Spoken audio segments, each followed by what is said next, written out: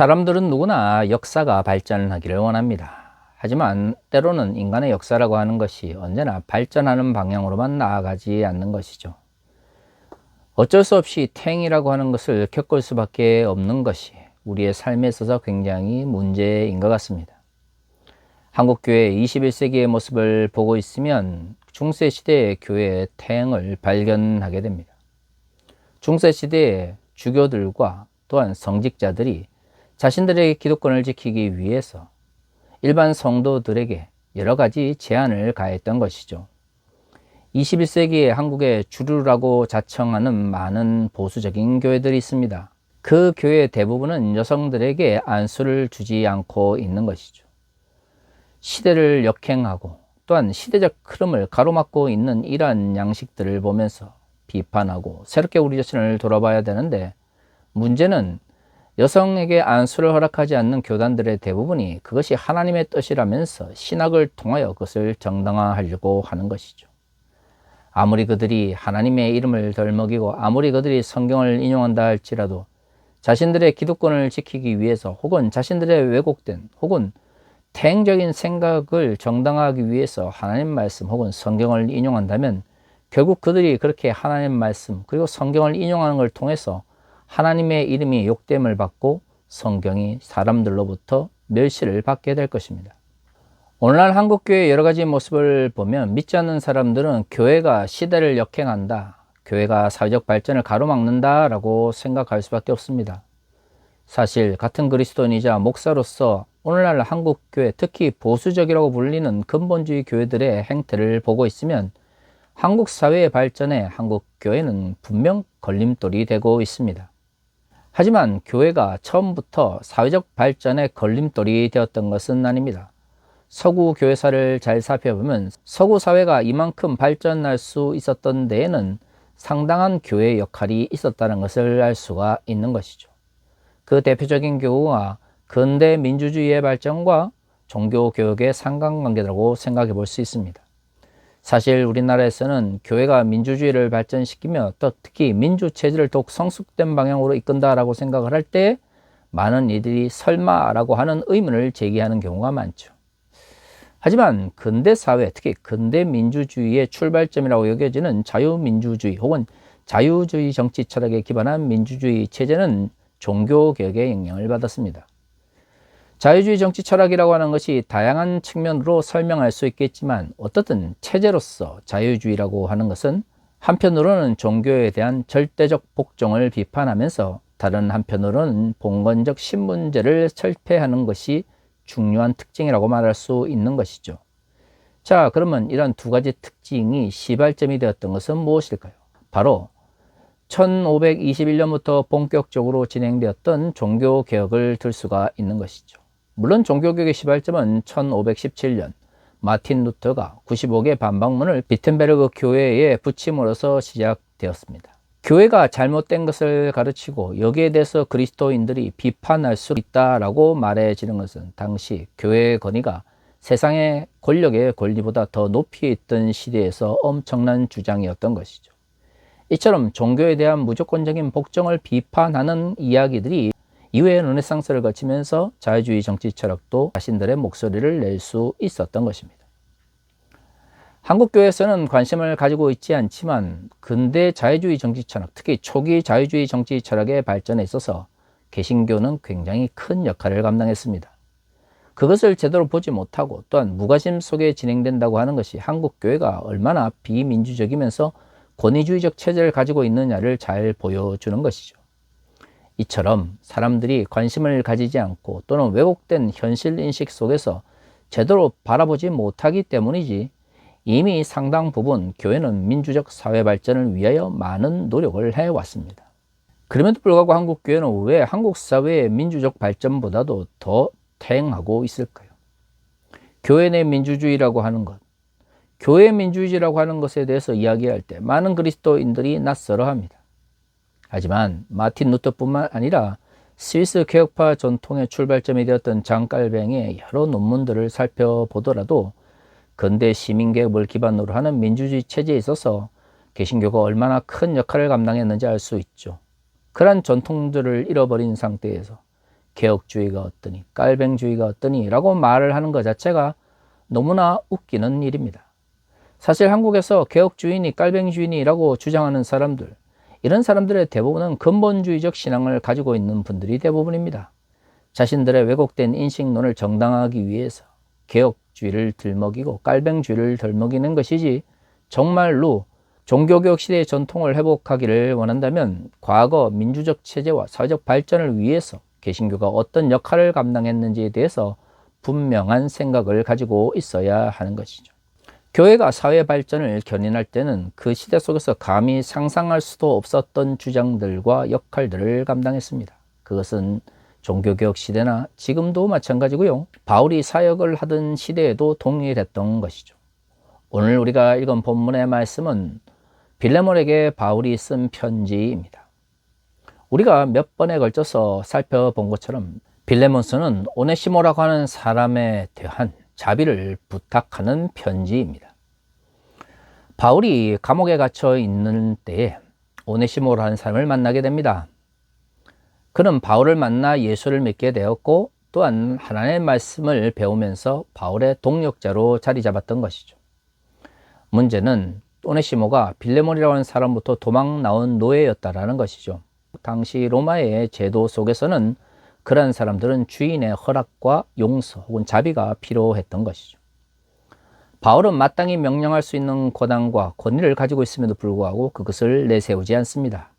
왜냐하면 그것이 하나님 나라의 가치를 왜곡할 수 있었기 때문이죠. 대신 그는 간구하며 부탁했던 것입니다. 오늘의 본문은 그 간구와 부탁에 대한 두 번째 이야기입니다. 13절과 14절은 이렇게 이야기합니다. 그를 내게 머물러 있게 하여 내 복음을 위하여 갇힌 중에서 네 대신 나를 섬기게 하고자 하나, 다만 내 승낙이 없이는 내가 아무것도 하기를 원하지 아니하노니 이는 너의 선한 일이 억지같이 되지 아니하고 자의로 되게 하려 함이라. 바울이 빌레몬서를 쓴 이유는 오네시모에 대한 자비를 요청하기 위한 것이었습니다. 그 자비로 인하여 그가 노예로부터 풀려나게 되면 바울은 오네시모를 곁에 두면서 자신의 사역을 함께 감당하기를 원했던 것이죠. 그런데 오늘 본문에서 있는 것처럼 바울은 명령하지 않습니다. 오늘 13절과 14절에서 바울은 정중하게 이야기합니다. 내가 오네시모를 동역자로 삼아 함께 사역을 하고 싶지만 빌레몬 내가 허락하기 전까지는 내가 그 어떤 행동도 취하지 않겠노라 라고 말이죠. 참 바울의 인격이 잘 드러나는 것 같습니다.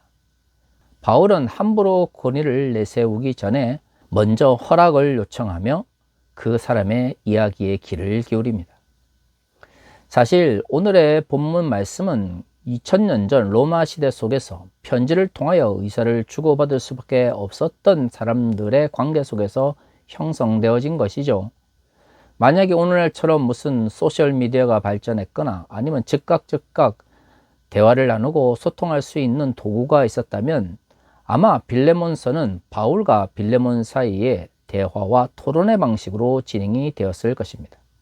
복음을 가르친 스승과 복음을 배운 제자 사이에서 오네시모라고 하는 종의 문제를 의논하고 토론하는 과정이 오늘 우리가 읽은 본문의 말씀인 것을 알 수가 있는 것이죠. 사실 오늘의 본문의 말씀은 초기 기독교 공동체의 목회 방식과 교회 운영의 방식을 굉장히 잘 보여줍니다. 오늘날 한국 교회에는 20세기 초에 일본의 군국주의와 70년대, 80년대 한국의 군사 문화가 결합되는 굉장히 강경한 형태의 근본주의로 구성되어 있죠. 이 근본주의가 왜곡된 권위에 대한 인식을 심어주었습니다. 그러다 보니 종교적 위기에 의해서 종교 지도자들과 담임 목사들이 성도들에게 함부로 명령하고 그들을 막 대하는 것에 대하여 한국 교회는 큰 문제인식을 가지고 있지 않습니다. 하지만 우리가 지난주에 살펴본 것처럼 그런 식의 왜곡된 종교적 위계의 구조는 교회의 정체성을 위협하고요, 하나님 나라의 가치를 왜곡할 수 있는 것이죠. 오늘의 본문은 어떻게 하면 교회 공동체가 하나님 나라를 향하여 달려나가기에 충분한 체제 혹은 조직을 갖출 것인가에 대해서 잘 말하고 있습니다. 바로 교회 내 민주주의에 대한 이야기를 하는 것이죠. 사람들은 교회 내 민주주의 그러면 그것이 엄청나게 대단하고 엄청나게 위대한 것이다 보다 라고 생각을 합니다. 하지만 민주주의 체제의 출발점이 무엇입니까? 자유주의 정치 철학에 기반한 민주주의라고 하는 것은 기본적으로 사회 계약론에서 시작됩니다. 사람들이 자연 속에서 더 나은 삶의 조건 혹은 공공선이라고 불리는 것들을 위하여 사회 계약을 맺고 그것을 통해서 주권을 형성하는 것이죠. 그리고 그들이 원하는 통치자들에게 그 주권을 넘겨주는 것이 바로 근대 민주주의의 출발점이라고 말할 수가 있습니다. 타인이 생각하는 것을 듣고 그들과 함께 계약을 맺기 위해서는 충분한 토론과 소통이 필요한 것이죠. 요즘식으로 말하면 토론 민주주의가 기반이 되어 있어야 한다라고 하는 것입니다. 교회의 민주주의도 마찬가지입니다. 엄청나게 위대하거나 대단한 것, 특별한 사람들만이 할 수 있는 것이 아닙니다. 토론하고 대화하고 타인의 의견을 듣기 위하여 타인의 말에 귀를 기울이는 자세를 가지며 그것을 통하여 교회가 운영되어지고 조직을 갖춰 나아가는 것이야말로 교회 민주주의의 출발점이라고 할 수 있는 것이죠. 그러기 위해서는 교회는 기본적으로 민주적이어야 한다라고 하는 기본 명제가 성도들과 교회 지도자들에게 인식되어져야 합니다. 오늘 본문과 비교해서 생각해 본다면 교회는 명령이나 아니면 강제에 의해서가 아니라 상대의 의견을 듣고 나의 생각을 전달하는 토론과 협의를 통해서 이루어진다는 것을 알 수가 있는 것이죠. 그러기 위해서는 종교 지도자들과 성도들 사이에 인격적 관계와 또한 인격적인 행위가 전제되어야 하는 것입니다. 15절에서 18절은 이렇게 이야기하고 있습니다. 아마 그가 잠시 떠나게 된 것은 너로 하여금 그를 영원히 두게 함이니 이후로는 종과 같이 대하지 아니하고 종 이상으로 곧 사랑받는 형제로 둘 자라. 내게 특별히 그러하거늘 하물며 육신과 주 안에서 상관된 내게랴. 그러므로 내가 나를 동력자로 할진대 그를 영접하기를 내게 하듯하고 그가 만일 내게 불의를 행하였거나 내게 빚진 것이 있으면 그것을 내 앞으로 계산하라. 오늘 바울이 말하고 있는 교회 내 조직의 가장 기본적인 두 가지 특징을 말하고 있는 것이죠. 저는 이것을 교회 민주주의의 출발점이라고 생각합니다. 그 첫 번째는 성도들 사이에 형제의 관계 혹은 자매의 관계에 기반해서 교회 조직이 운영되어져야 한다라고 하는 것이죠. 명령이나 강제에 의해서가 아니라, 다시 말해 주종의 관계에 의해서 이루어지는 것이 아니라 형제를 대하고 자매를 대하는 것처럼 서로 존중하며 서로의 이야기에 귀를 기울일 수 있는 자세를 가져야 한다라고 하는 것입니다. 두 번째는 바로 동력자적 자세라고 말할 수 있는 것이죠. 바울이 빌레몬을 동력자로 생각한 것처럼 빌레몬 역시 오네시모를 동력자로 여겨 거기에 합당한 행동과 그러한 대우를 해주기를 바랬던 것입니다. 동력자는 기본적으로 주종이나 우월의 관계가 아니라 하나님 나라를 향하여 서로 같은 곳을 바라보며 함께 사역을 해나가는 사람들을 이야기합니다.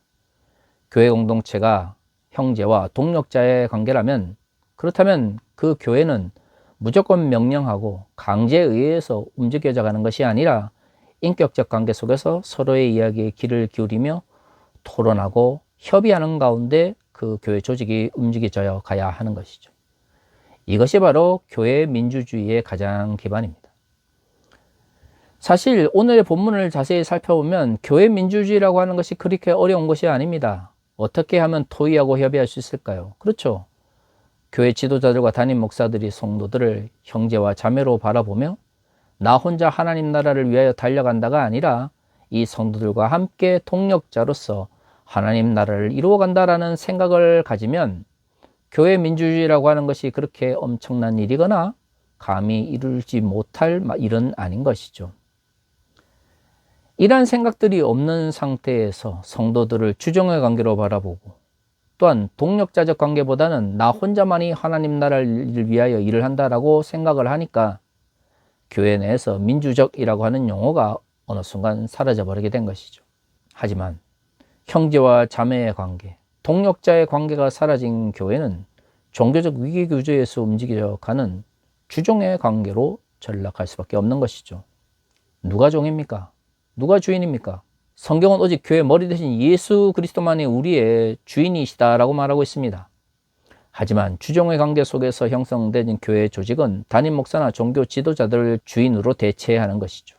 그것은 교회가 아니라 우상 숭배 집단입니다.